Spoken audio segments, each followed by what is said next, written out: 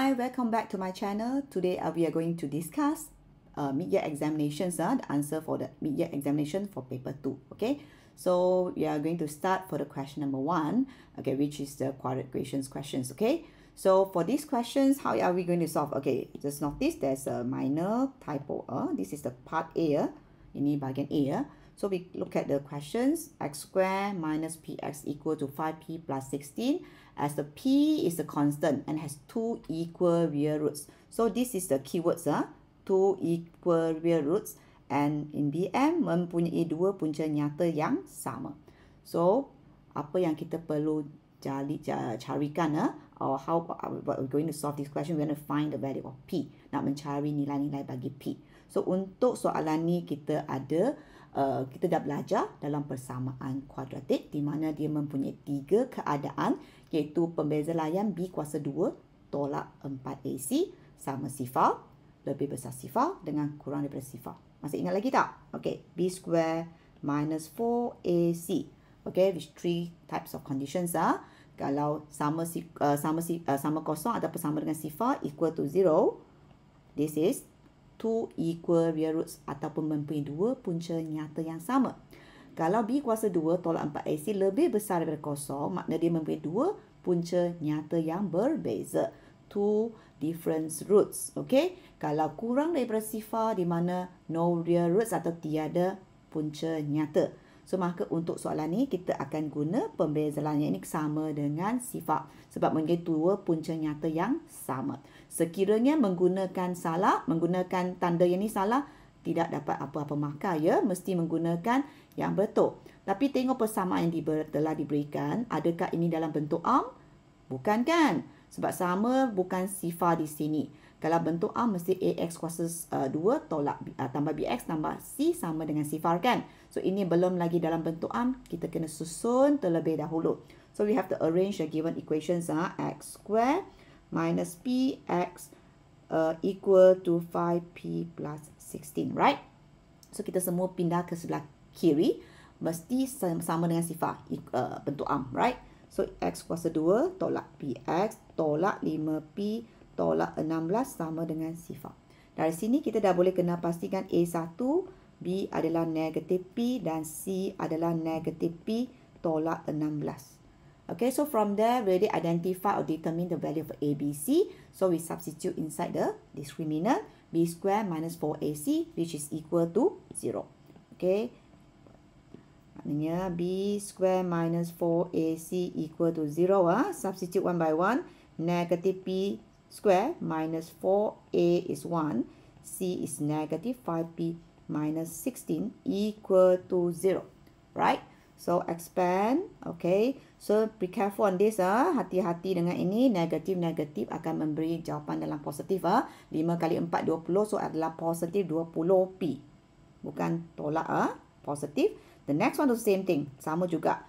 Negatif 4 darab dengan negatif 16 akan memberi jawapan, iaitu sama dengan 64. Sama dengan sifar. So dari sini kita dah nampak ini merupakan persamaan kuadratik di mana pemboleh ubah dia dah jadi P, ya. So maka kita boleh gunakan calculator untuk carikan kalau 570 ms, mut 3 kali kan. Lepas tu pilih EOQL, lepas tu tekan anak panah kanan, pilih 2 kan. Lepas tu masukkan nilai ABC. Sekiranya dah lupa, nanti boleh tengok balik cara menggunakan calculator lah. Okay, cari balik. Okay, so ini kita akan tekan calculator, akan dapat jawapan P sama dengan negatif 16 dan P sama dengan negatif 4. Ingat itu adalah nilai P bukan X. Kalau calculator biasanya akan bagi jawapan X1, X2 kan. Jangan pergi tulis X. Sekiranya tulis X, nanti kena tulis satu line lagi di mana atas satu baris lagi P adalah sama dengan. Okey, sebab soalan di sini adalah untuk mencari nilai P. Sekurangnya buat X, dah salah. Dan jangan tinggalkan jawapan macam ini sahaja. Tolong tunjukkan langkah di mana sebab kamu dapat nilai ini dengan menggunakan cara pemfaktoran. Ini sebenarnya sepatutnya adalah kemahiran untuk membuat pemfaktoran. Tetapi sekiranya dah lupa ke dah pandai dah, tapi calculator boleh membantu, right? So kamu kena tulis balik dalam bracket. Okey, tapi cikgu harap kemahiran asas ni tak lupalah. So negatif 16 akan jadi tambah 16, ini akan jadi tambah 4. Sekiranya tak tulis line ini atau baris ni terus kepada jawapan, maka tak dapat jawapan akhir. Okey, memang ini dah jawapan. Tapi sekiranya tidak menunjukkan langkah ini, mana memang akan tidak dapat jawapan. Hanya mampu dapat 1 markah di sini sahaja. Okey, so ingatlah perlu tunjuk yang ini. Sekiranya tak nak tunjuk pemfaktoran, tunjuk rumus pun boleh. Iaitu yang gunakan X sama dengan negatif B tambah tolak sert B kuasa 2 tolak 4AC bagi 2A pun boleh. Tapi mesti ada tunjukkan langkah untuk mendapatkan punca. Okey, so macam mana kita nak dapatkan nilai, mendapatkan markah?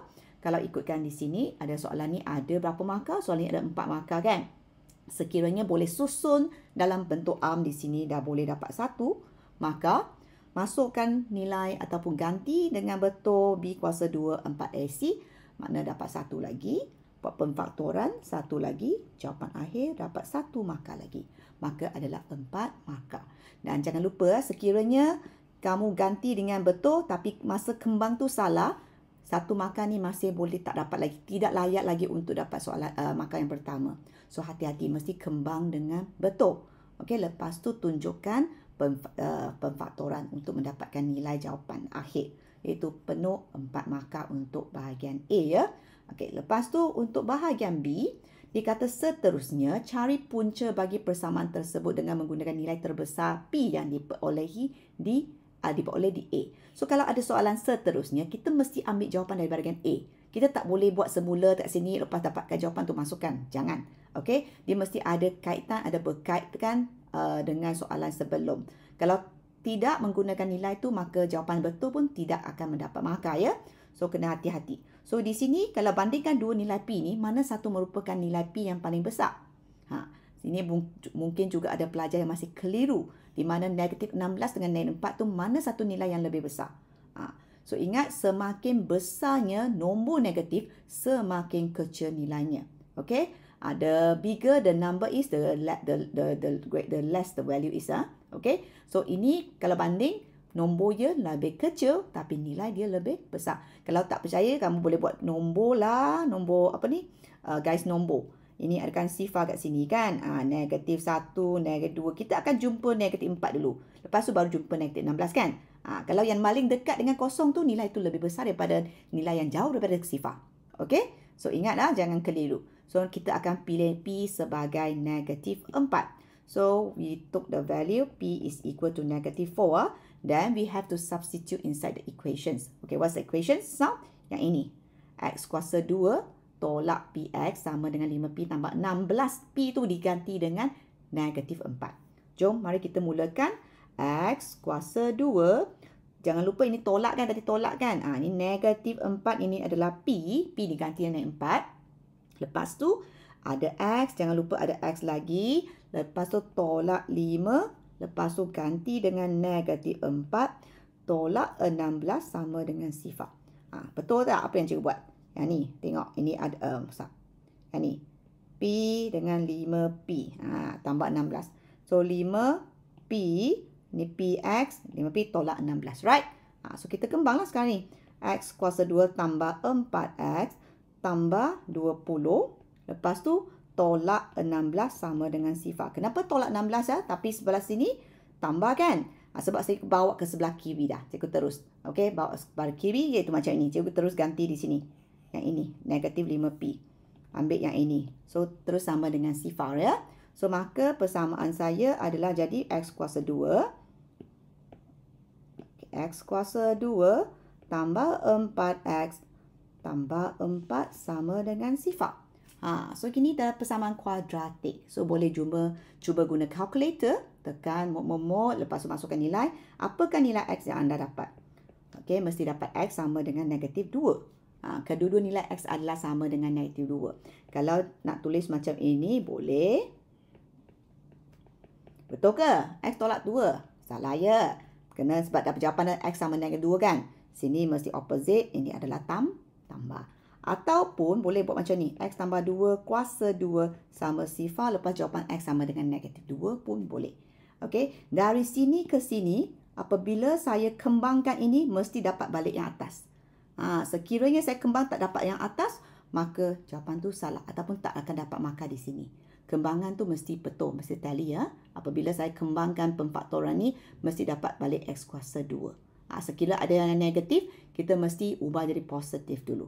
Okey, maka jawapan untuk yang ni adalah tadi 4 markah sebab soalan satu ada 7 markah kan. Bahagian A 4 markah, bahagian B adalah 3 markah. 3 markah tu cikgu bagi 3 markah tu tetap mana. So kita gantikan sini dapat 1 markah. Mana gantikan nilai yang terbesar P, bolehlah pembuat pemfaktoran dapat lagi 1 markah, jawapan lagi 1 markah. Okay, so that's it for question number 1. I hope every one of you can understand. So I will see you all in the next video for the following question number 2 and so on. Okay, see you soon. Okay, bye.